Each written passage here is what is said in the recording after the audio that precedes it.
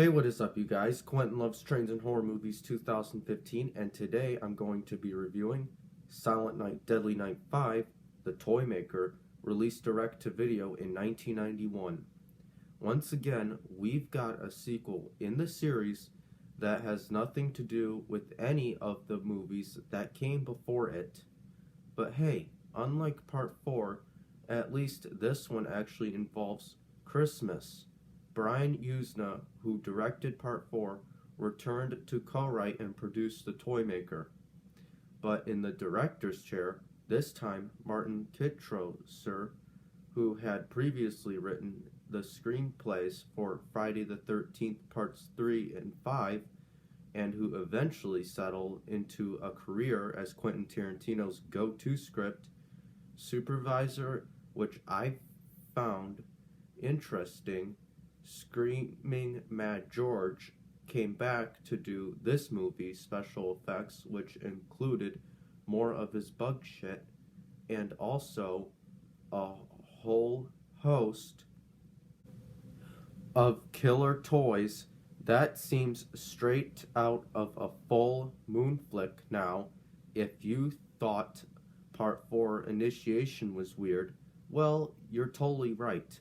But The Toy Maker's Bonkers 2 not only is the ending one of the most bizarre things I've ever put on this channel, but we've also got screen legend Mickey Rooney running around as a possibly evil toy maker, and that's actually extra funny because Mickey Rooney had written an angry letter to the filmmakers behind the original Silent Night, Deadly Night back when everyone was all pissed about that movie.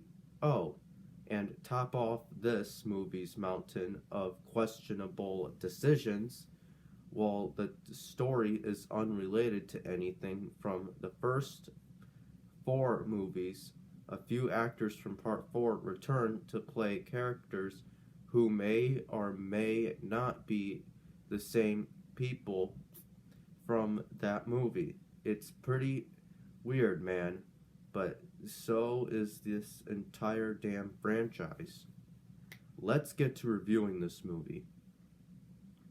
Late one night in December, a young boy named Derek Quinn hears the doorbell ring and goes downstairs and finds a Christmas present addressed to him on the porch. His stepfather Tom reprimands him for being up so late and opening the door, sending him off to bed. Instead, Derek watches from the stairs of his curious father opens the gifts, finding a musical orb shaped like Santa Claus in the box. He activates it, causing it to strangle him with retractable cords. As Tom struggles, he slips and falls onto a fireplace poker, his impaled body being found by his wife Sarah a few moments later.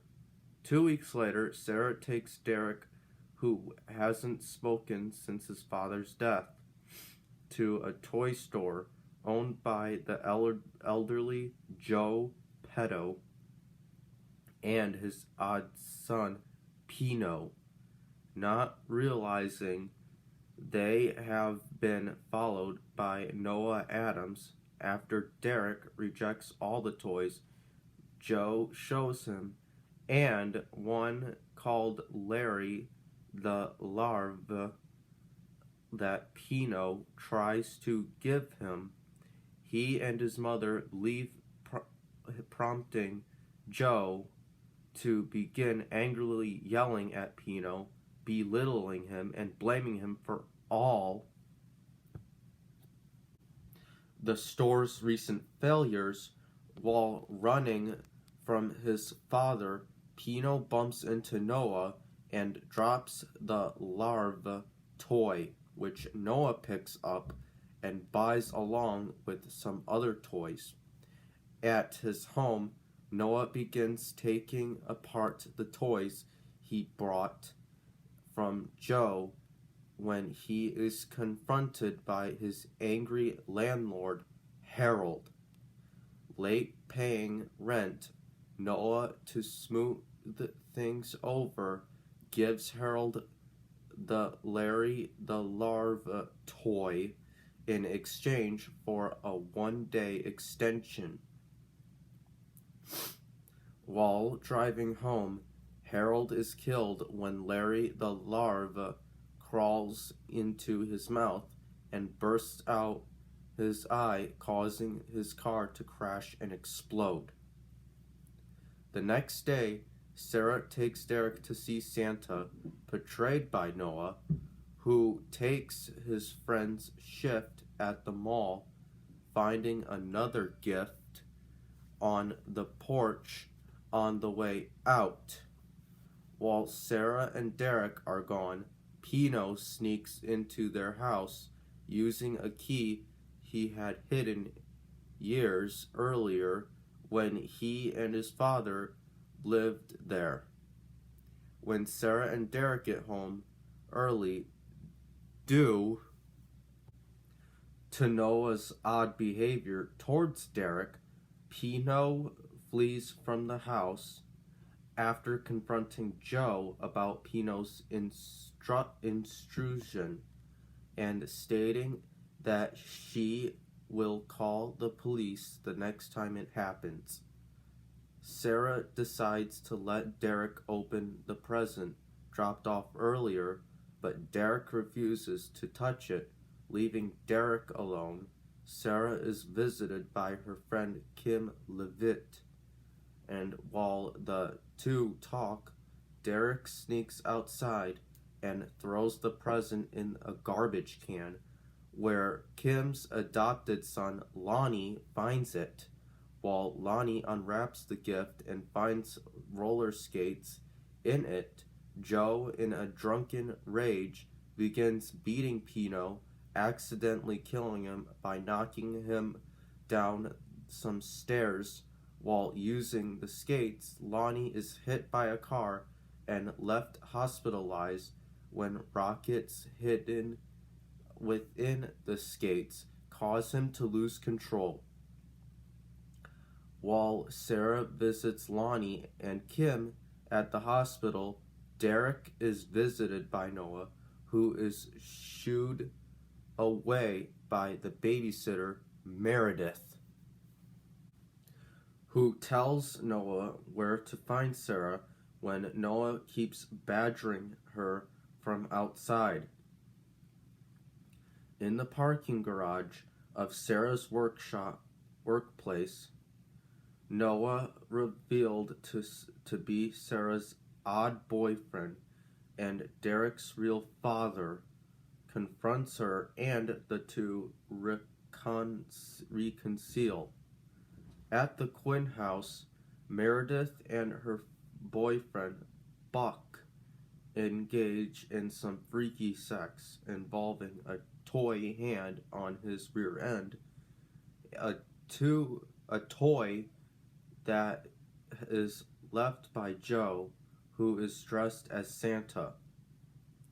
Joe, who had broken into the home, has a horde of toys attack them while he abducts Derek, taking him to the toy store.